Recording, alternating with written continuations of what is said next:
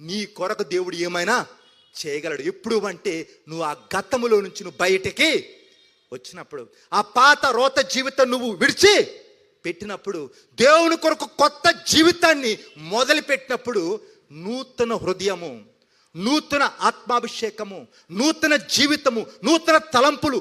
అసలు ఒక మాట చెప్పాలంటే నిన్ను ఒక నూతనమైన సృష్టిగా మారుస్తాడు. పాతవి గతించను, సమస్తము నూతనముగా మార్చబడెను. పిల్లల చేతికి పలకిస్తే మొత్తం పిచ్చిక తిరిగేస్తారు. పెద్దవాళ్ళు ఏం చేస్తారు, తడిపాటు తీసుకొని తుడిచేస్తారు. అది మరల ఇంకేం కనబడు, కొత్త పలక. సరే, నీ యొక్క గతమంతా చిక్కు అయిపోయిందేమో. ముందు నోయి, వెనకాల గొయ్యి. కరమ్మంటే కప్పకి కోపం, ఇవ్వమంటే పాము కోపం. నీ బతుకంతా గందరగోళంగా ఉందేమో. ఆ గందరగోళమైన బతుకుని దేవుని పాదాల దగ్గర పెట్టి, ప్రభా నా కొత్త జీవితము, కొత్త హృదయము, కొత్త మనస్సు నాకు దయచేయంటే నిన్ను రూపాంతరంలో దేవుడు తీసుకెళ్తాడు. నూతనమైన వ్యక్తిగా దేవుడు నిన్ను చూసిన ఆశ్చర్యపడి, ఈ వ్యక్తేనా ఆ వ్యక్తి. నీ మాటలు మారతాయి, నీ ఆలోచన పద్ధతి మారుతుంది, నీ ప్రవర్తన మారుతుంది. ఎప్పుడు అంటే నీ గతాన్ని నువ్వు విడిచిపెట్టినప్పుడు.